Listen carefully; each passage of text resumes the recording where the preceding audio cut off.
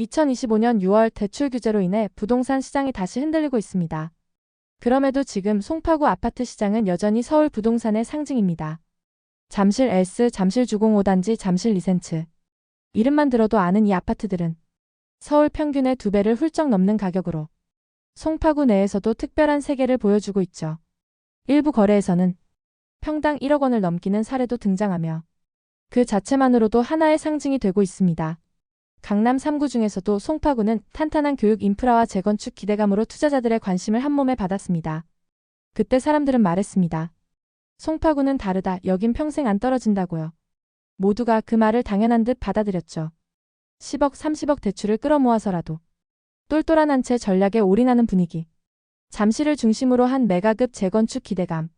강남권에선 유일한 뉴타운 개발 호재까지 겹치며 송파구는 누구에게나 확실한 승부처로 여겨졌습니다. 그 중에서도 거여 마천 뉴타운은 특별했습니다. 강남권 유일 뉴타운 재건축보다 투자 비용이 적다며 수많은 이들이 이곳으로 몰려들었습니다. 특히 마천동은 상대적으로 저평가된 곳이었지만 그게 오히려 마지막 기회라는 기대감을 불러일으켰죠. 이런 분위기, 이런 타이밍. 혹시 지금 비슷한 고민을 하고 계신가요? 앞으로도 시장 흐름과 중요한 순간들을 놓치지 않도록 구독과 좋아요 부탁드립니다. 용감하게 발을 들인 이들 중엔 47세 송파구 인근에서 15년째 식당을 운영하는 박재환 씨도 있었습니다. 장사는 코로나 이후로 예전 같지 않았고 늘 빠듯한 수입에 숨이 막혔습니다. 하지만 이번만큼은 놓치고 싶지 않다는 마음으로 내 집 마련에 나섰습니다. 그에게 이번 투자는 평생 꿈꿨던 내 집이자 마지막 승부수였습니다. 뉴타운 개발되면 최소 20억은 기본입니다. 부동산 중개인의 달콤한 속삭임에 마음이 흔들렸고 이번 기회를 놓치면 평생 송파구 아파트는 못 산다는 불안감에 결국 그는 결심했습니다. 하지만 4년 뒤 그가 마주한 현실은 전혀 달랐습니다. 2021년 5월 박재환 씨는 인생의 큰 결정을 내렸습니다. 그날의 기억은 지금도 마음 한편에 남아 있습니다. 장사를 마치고 난 뒤 마천역 인근 부동산 중개업소에 들어섰을 때 중개인의 목소리는 확신으로 가득 차 있었습니다. 사장님, 이 단지는 진짜 마지막 기회예요. 송파구 마천동에서 30평형대가 13억 3천이면 완전 저평가죠. 거여는 벌써 15억까지 올랐는데 마천은 아직 기회가 남아 있습니다. 박재환 씨는 지난 2달 동안 강남권 곳곳을 돌아다닌 기억이 떠올랐습니다. 대치동은 20억 아래는 힘들어요 라는 말에 발걸음을 돌렸고 압구정에서는 35억인데 보실래요? 라는 말에 한숨만 나왔죠. 잠실 메가급 단지는 말할 것도 없었습니다. 11억, 드디어 우리가 감당할 수 있는 가격이 나왔네. 박재환 씨의 마음이 흔들리기 시작했습니다. 5호선 마천역에서 도보 10분 거리, 잠실 중심과 위례 신도시도 차로 가까운 입지. 같은 송파인데 이 정도 입지의 가격이라니. 그 순간 박재환 씨는 자신도 모르게 끌리고 있었습니다. 마천동의 한 아파트 113동 11층 매물을 보러 갔을 때 박재환 씨는 속으로 중얼거렸습니다. 관리도 잘 되어 있고 깔끔하네. 뉴타운 개발되면 정말 대박 날 수도 있겠는데? 그때 중개인의 마지막 한마디가 결정타였습니다. 근처 위례나 장지 아파트들만 봐도 이미 15억 넘게 거래되고 있어요. 마천 뉴타운 개발 끝나면 이 단지도 절대 지금 가격으로 못 삽니다. 지금 안 잡으면 평생 그때 살 걸 생각나실 겁니다. 그 순간 박재환 씨는 확신했습니다. 이게 바로 기회구나. 2021년 5월 박재환 씨는 결국 33평형 111동 11억 3천만 원에 계약했습니다. 박재환 씨 부부는 기존에 살던 아파트 전세금 7억 원을 빼서 자기 자금으로 넣고 부족한 4억 3천만 원은 대출로 마련했습니다. 그땐 금리도 2%대 초반, 대출 심사도 지금보다 훨씬 느슨했죠. 중개인은 웃으며 말했습니다. 사장님, 정말 잘 사셨어요. 1년만 기다려보세요. 마천 1구역 철거 시작하면 이 아파트 분위기 완전 달라질 겁니다. 마천 뉴타운 곳곳에는 재개발 현수막이 내걸렸고 조합 사무실도 속속 문을 열고 있었습니다. 그날 밤 박재환 씨는 아내에게 말했습니다. 여보, 우리도 드디어 강남권에 내 집 마련했어. 조금만 기다리면 확실히 20억대는 될 거야. 하지만 박재환 씨는 몰랐습니다. 그날의 계약서 한 장이 앞으로 그의 삶을 얼마나 뒤흔들게 될지 말이죠. 그렇게 박재환 씨는 집을 산 뒤 한동안 마음이 편했습니다. 2달 만에 같은 단지의 113동 11층 같은 면적 아파트가 13억 3천만 원에 거래됐거든요. 그가 산 가격보다 딱 2억 원 더 비쌌습니다. 역시 뉴타운, 역시 송파구라는 말이 실감났습니다. 그렇게 시간이 흘러 아파트를 산 지 2년이 지난 2023년 여름, 그의 휴대폰에는 점점 이상한 알림이 늘어났습니다. 부동산 뉴스마다 이렇게 쏟아졌죠. 금리 급등, 부동산 직격탄. 서울 아파트 거래량 반토막, 송파구도 예외 아니다. 잠실 송파권 아파트 신고가 대비 2, 3억 하락. 처음엔 별로 신경 쓰지 않았습니다. 이런 뉴스에 항상 나오는 거잖아. 난 실거주니까 버티면 돼. 하지만 시장 분위기는 이상했습니다. 주변 부동산 중개업소에선 거래가 뚝 끊겼고 호가 2억이나 같은 급매물만 쌓여갔습니다. 게다가 금리는 빠르게 치솟았습니다. 그가 받은 대출금리도 순식간에 4%, 5%로 오르더니 월 상환액이 한 달에 100만 원 가까이 늘어났습니다. 박재환 씨는 그제야 불안해졌습니다. 2024년 11월 마침내 충격적인 소식이 들려왔습니다. 바로 옆동에서 자신과 같은 평형 아파트가 9억 6,500만 원에 거래됐다는 소식이었습니다.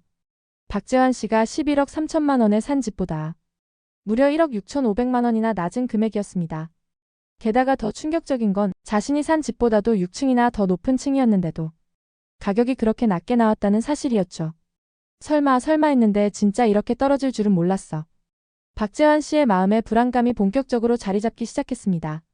자신이 샀던 동 그보다 6층이나 더 높은 층이었는데도 거래가 그렇게 낮았다는 점이었죠.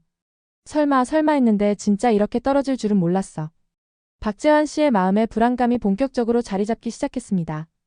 하지만 그는 속으로 이렇게 다독였습니다. 그래도 시간이 지나면 다시 오를 거야. 잠시 조정기일 뿐이겠지. 그렇게 8개월이 지났지만 아파트 가격은 여전히 변함이 없었습니다. 박재환 씨는 아내와 마주 앉아 진지한 대화를 나눴습니다. 여보, 이제 어떻게 할까? 계속 이 상태로 버틸까? 아니면 팔자고? 1억 7천만 원 손해보면서? 잠실 쪽은 아직도 30억씩 하던데.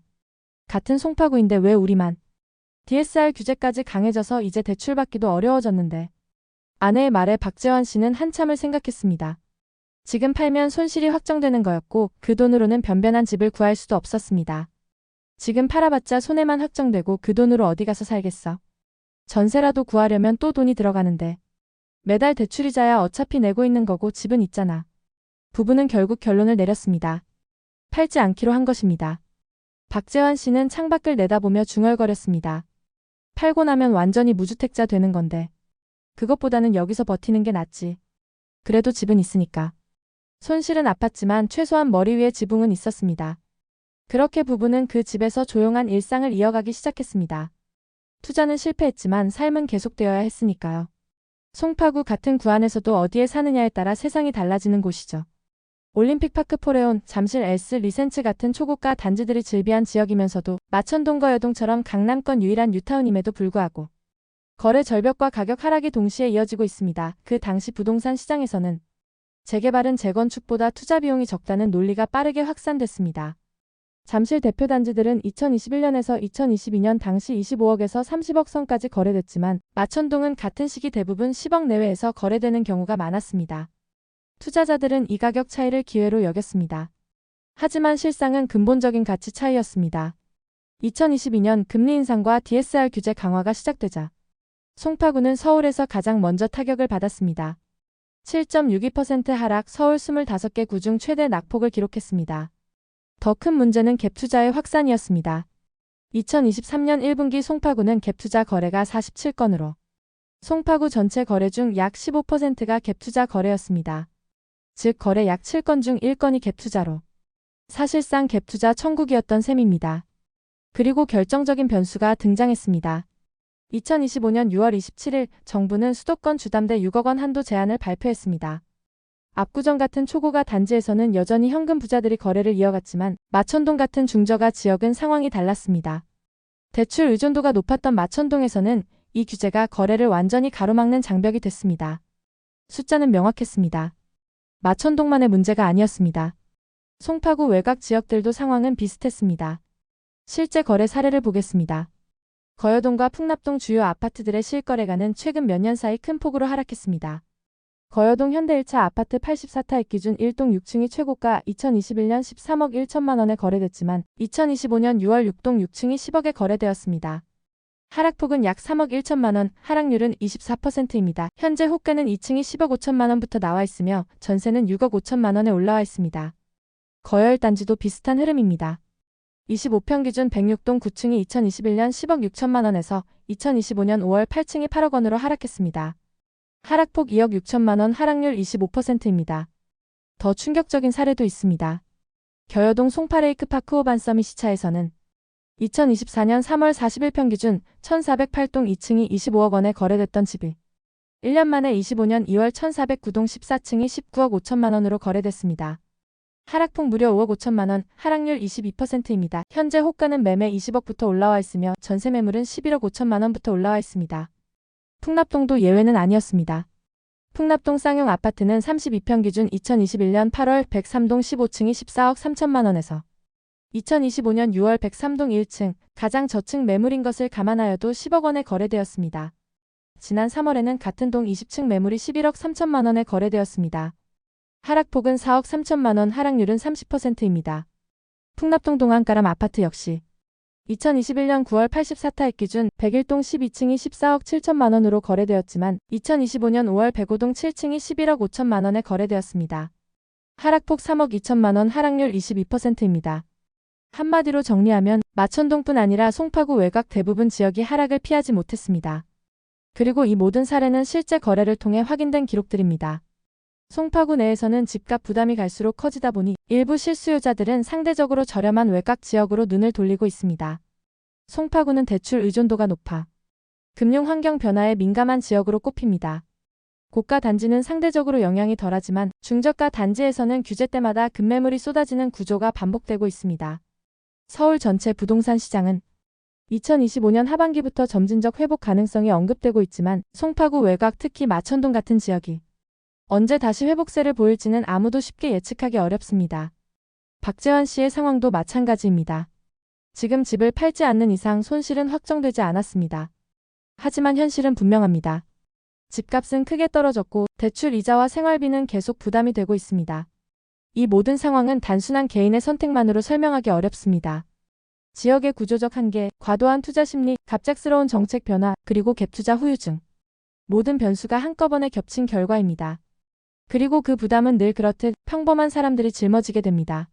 마천동, 거여동 같은 외곽 재개발 지역은 시장 회복이 온다 해도 가장 늦게 움직일 가능성이 높은 곳입니다. 특히 입주 물량 부담도 무시할 수 없습니다. 거여 마천 뉴타운 전체 계획 물량은 약 1만 5천 가구.